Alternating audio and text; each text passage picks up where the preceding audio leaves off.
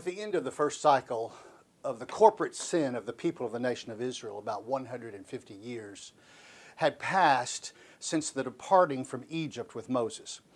And we have calculated this number in this way.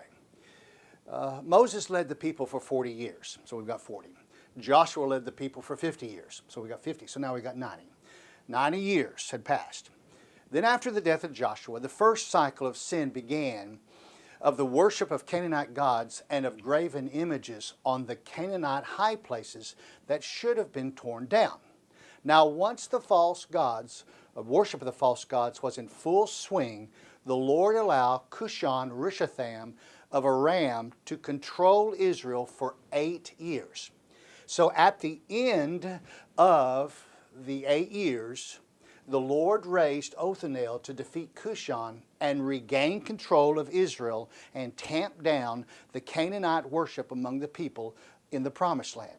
Othniel controlled the nation as a prominent judge for 40 years. Thus, 90 years for Moses and Joshua, plus 8 years for Cushan, and 40 years for Othniel equals 138 years. Our only question is how long were the people of Israel worshiping the Canaanite gods before the Lord allowed Cushan to capture the nation? We do not know.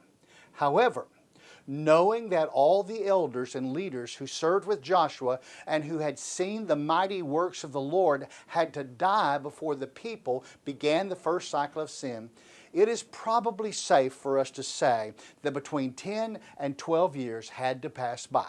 Therefore, it seems also to be safe to say that about 150 years were included in that first cycle of the sin of the nation Israel. But once Othniel died at the end of the 40-year cycle as its nation's magistrate, a new crop of leaders was coming into control. Think of it this way. In 40 years under Othniel, babies were born and matured into solid leaders by the age of 40 with opinions, with ideas, and with desires. And with the death of Othniel, they would allow the nation to drift away from the Lord, just as the leaders after Joshua did at least 50 years before. So thus, with the death of Othniel and the new leadership in place, Cycle 2, which we will call the Moabite Takeover, began. The nation of Israel is in full-blown evil with the worship of Canaanite gods, and the Lord is tired of it again. He allowed the foreign king to take over the Promised Land. So we enters into the scene here a character by the name of Eglon, Moab's king, and he reigns over them or rules over them for 18 years. Chapter 3, verse 2. Now the sons of Israel again did evil in the sight of the Lord. So the Lord strengthened Eglon, the king of Moab, against Israel, because they had done evil in the sight of the Lord, and he gathered to himself the sons of Ammon and Amalek. And he went and defeated Israel, and they possessed the city of palm trees.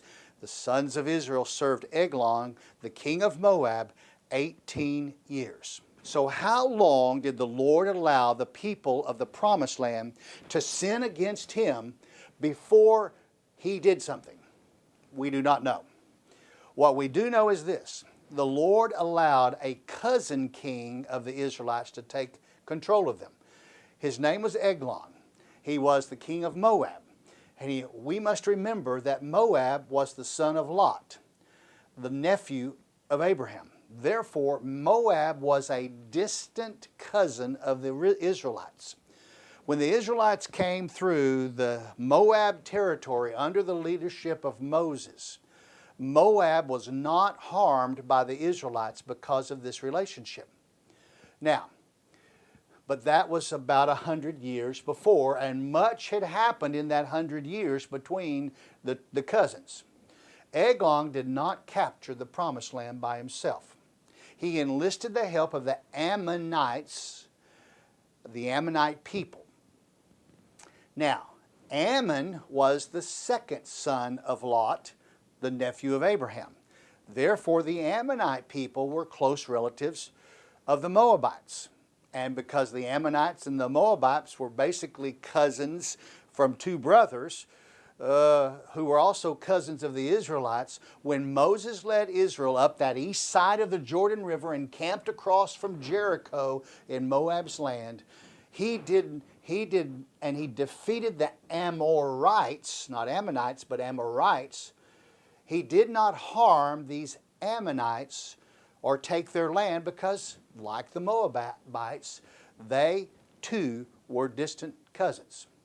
Now, with the help of the Ammonites, Eglon also enlisted the help of the Amalekites.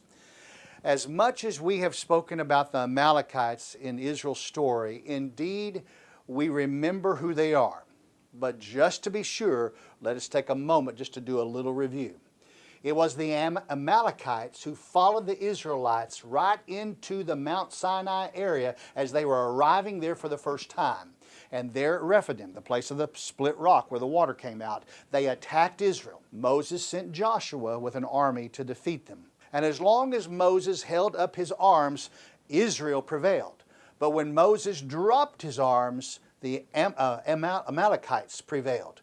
Finally, the Amalekites retreated in fear and frustration.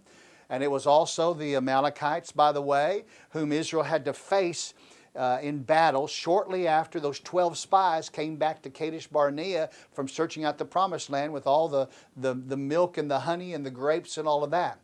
Now, we can go on from this to discuss the Amalekites, but that's enough of a reminder. They're a thorn in the flesh. I mean, a thorn in the flesh of Israel. So we will also see them in the future when they continue to be the enemies of Israel. The Amalekites lived in the area of Hebron, by the way, and up the country, on up through the country, they lived in the tribal area of Ephraim. So they're there, and they are not out of the land. Now, under the Lord's command, if the Amalekites had been Canaanites, they should have been killed. Now, if they were not Canaanites, remember the Lord's command was that they were to be converted to worship the Lord Jehovah God, or they were made to leave the country. Or if they decided to stay, they were to be killed if they would not leave and not convert.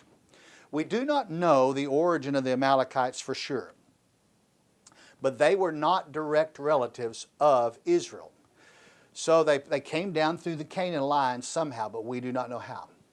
Now, or I should say not Canaan line, but through Ham's line. Ham, the son of Noah, had a son by the name of Canaan, but he also had other sons and probably came through those lines.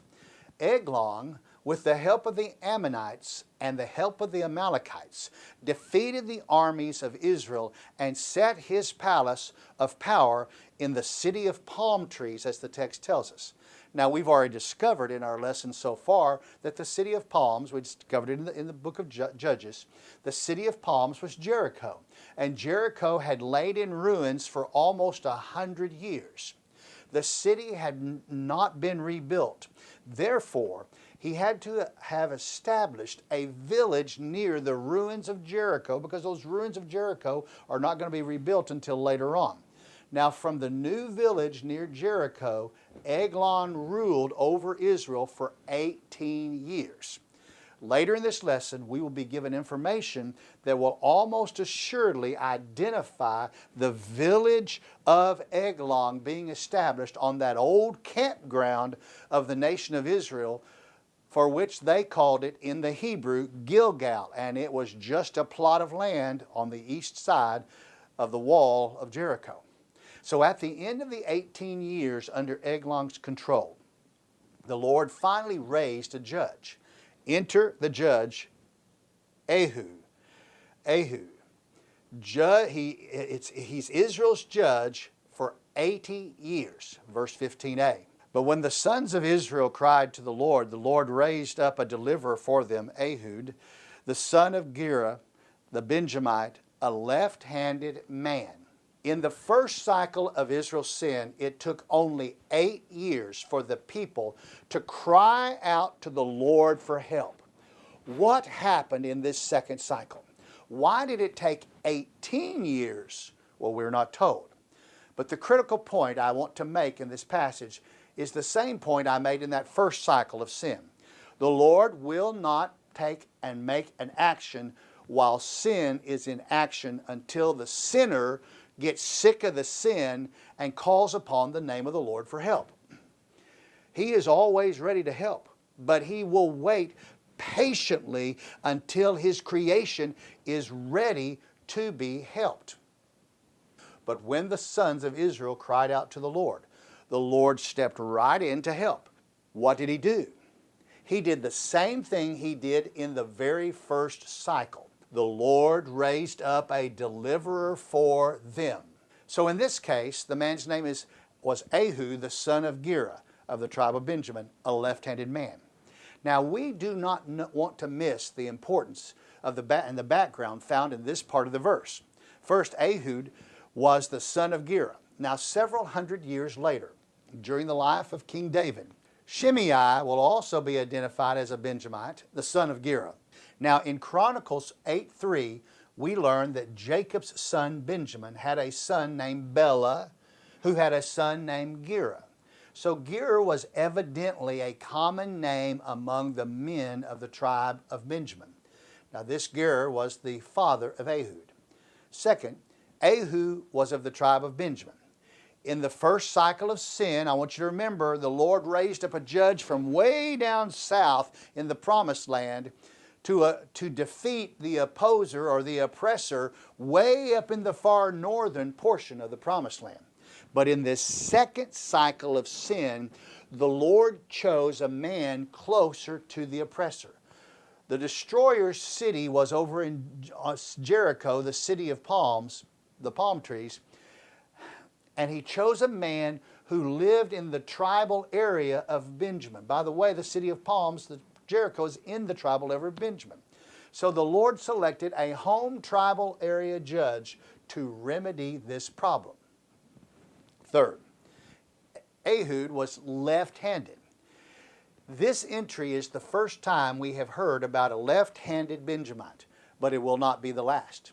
When we arrive at Judges chapter 20, we will learn that there was 700 Benjamites, warriors who could sling a stone with their left hand. Later in this lesson, we will understand why Ehud's left-handedness will be a great asset in defeating Eglon. Now, as we move into the last part of verse 15, we see that Ehud delivers a tribute to Eglon, verse 15b. And the sons of Israel sent tribute by him to Eglon, the king of Moab. Now, no doubt the nation of Israel had been sending a tribute to Eglon every year for 18 years. It was the practice in that day that a defeated nation had to pay tribute to the winning nation's king. A tribute is nothing more than a tax. The tax could be money, it could also be produce, or it could be livestock. More than likely, the tribute was due at least once a year in addition to the produce and the livestock tributes. In other words, a money tribute was due in addition to the produce and the livestock tributes. And in this case, the Lord had raised Ehud to be the judge, and it was time to send the tribute to Eglon, and the tribute was placed under Ehud's care to be delivered. But before departing his home with the tribute, Ehud plans to kill Eglon.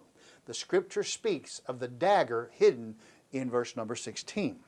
Ehud made himself a sword which had two edges, a cubit in length, and bound it on his right thigh under his cloak. Now, we cannot imagine how long it took Ehud to make this dagger, or if he even made it himself.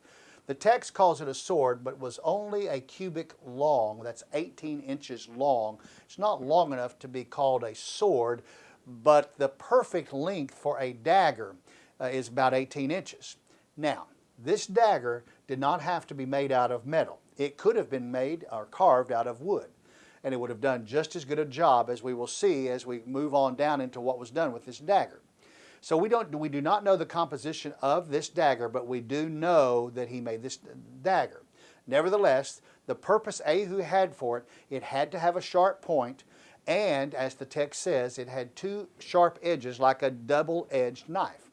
Now, once finished, he hid the dagger under his cloak on his right side. Now, being a left-handed man, The dagger could be drawn from the right side naturally to be used. Right-handed men always carried theirs on the left side of their thigh to pull out. But remember, this dagger was hid underneath his garment on the right side.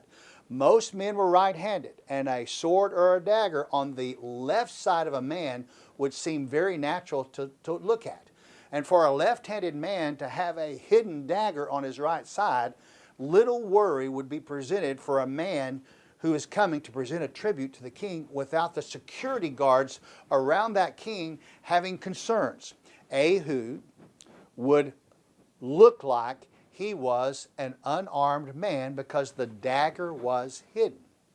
Now, prepared, we see the tribute delivered to Ehud in verse 17a. He presented the tribute to Eglon, king of Moab. Next, we see the king described in 17b. Now, Eglon was a very fat man. Now, you can picture a fat man in your mind's eye all you wish, but in this case of Eglon, you need to think of an obese man with rolls and rolls of fat, especially over his belly area, just rolls of fat. You will see why that is important in just a moment. So with the king described, we come to the assistants dismissed in verse 18. Now it came about when he had finished presenting the tribute that he sent away the people who had carried the tribute. Now if Ehud carried any of the tribute to Eglon in his own hands, it was not all the tribute, because Ehud had to have helpers helping him to carry this tremendous tribute to Eglon in the palace setting near that old city of Jericho. So once the tribute was presented, Ehud sent his men away. Next, the writer tells us of the secret announced in verse 19. But he himself turned back from the idols which were at Gilgal and said, I have a secret message for you, O king. And he said, keep silent. We do not want to read anything into this verse that is not there. But it seems that this verse is telling us the location of the village of Eglon, located on the old campgrounds of the nation of Israel, for which Israel called that name in Hebrew Gilgal. It was just an empty plot of land there in the Arabah Valley of the Jordan River. It was Israel's first campground after crossing over the Jordan River, and it was right next to the wall of Jericho on the east side of the city of Jericho. There, Ehud dismissed his helpers when he saw these Canaanite idols, and there in Eglon's village at Gilgal, where he saw these idols, he turned. Now you might want to think of it this way. More than likely what has happened here in this story, Ehud and his men left the immediate presence of Eglon after the tribute was delivered, and a short distance from the king, more than likely still in the eyesight of Eglon, Ehud dismissed his men near a standing Canaanite idol. Let us not forget, the Moabites worshiped the Canaanite idols even back in the day of Moses and before. So once the men were dismissed, Ehud turned around and said something to Eglon, and he said this, I have a secret message for you, O king. And he said, keep silent. Eglon must have loved secrets. And because Ehud has just delivered this grand tribute, and because Ehud did not seem to have a weapon showing, that weapon that was on his left thigh, it was not showing, it would be normal for Eglon to be ready and willing to hear a secret from an unarmed man. Then we see the king is secluded in verse 19b. And all who attended him left him. Ehud came to him while he was sitting alone in his cool roof chamber. Now, for whatever reason, Eglon's guards leave the king alone with Ehud. The king is by himself in a cool room on the roof. Now, more than likely, it had shutter-like windows and doors that could be opened so the king could feel the cool breezes that were common to come down the Jordan River Valley. But these cool rooms were also used as bathrooms. So as a reminder, Gilgal, where Eglon is stationed, is in that Arabah Valley where that Jordan River runs, and these breezes would have come down. So alone with Ehud is there. And we see that Ehud delivers this dagger. And Ehud said, I have a message from God for you. And he arose from his seat. Ehud stretched out his left hand, took the sword from his right thigh, and thrusted it into his belly. The handle also went in after the blade, and the fat closed over the blade, for he did not draw the sword out of his belly, and the refuse came out. We do not know why Eglon trusted Ehud enough to allow him to come so close, but he did. And what did Ehud say to Eglon? He said, I have a message from God for you. Did Ehud have a true message from God for Eglon? Absolutely. The Lord God wanted Eglon dead. And when Eglon heard Ehud's words, notice that Eglon stood to his feet. And without knowing, Eglon put himself in greater danger than he would have been had he remained seated. Standing, Ehud had stretched out his chest area so that Ehud could drive that dagger down into his belly. If Eglon had remained seated, it would have been almost impossible to drive a dagger into the belly for an immediate deadly wound. But Ehud drove and buried this dagger into Eglon, and his fat engulfed the dagger. He was dead. All his muscles relaxed, because the scripture confirms this, because his bowels emptied as is normal at death. The refuge was released. Now from the dagger delivered, it was time for the plan of escape. Verse number 23. Then Ehud went out into the vestibule and shut the doors of the roof chamber behind him and locked them.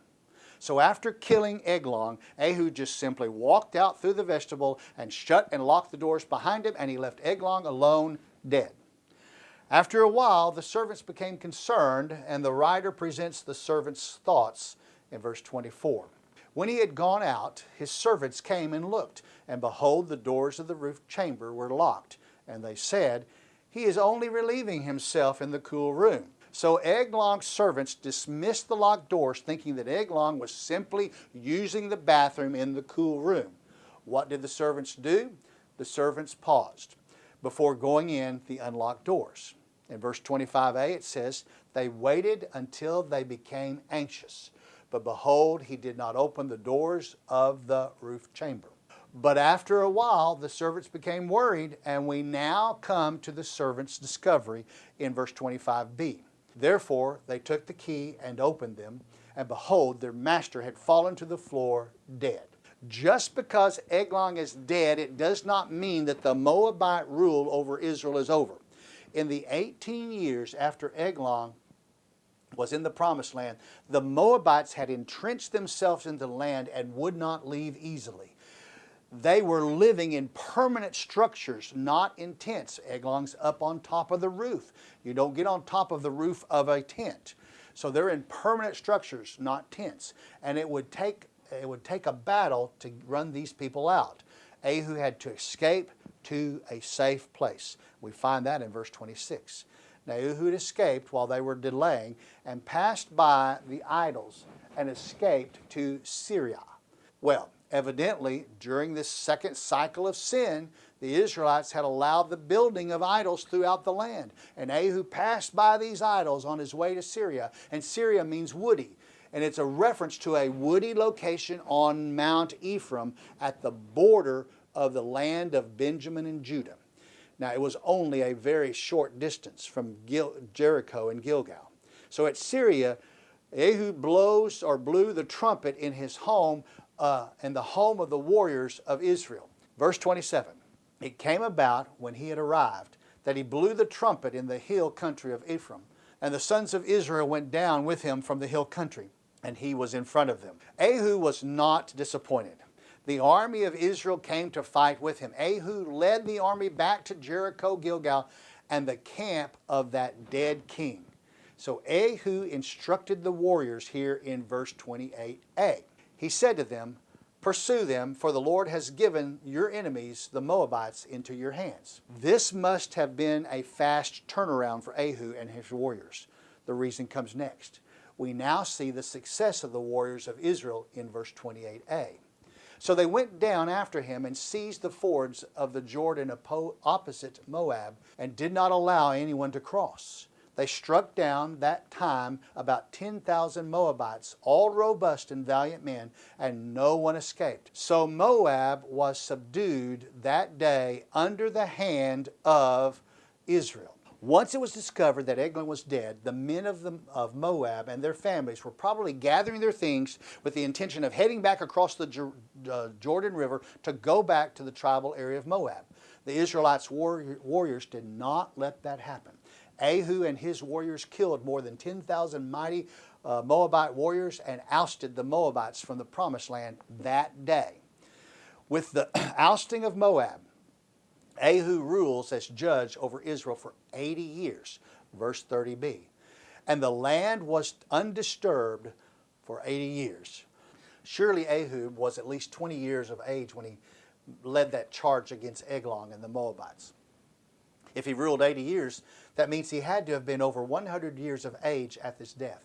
Nevertheless, Israel served the Lord under Ehud's lead for 80 years. But it is not clear if Israel began to fall into its third cycle of sin immediately after the death of Ehud. Why? Because the writer inserts another judge in the next text. Enter Shamgar, Israel's judge, for an unknown number of years. Verse 31.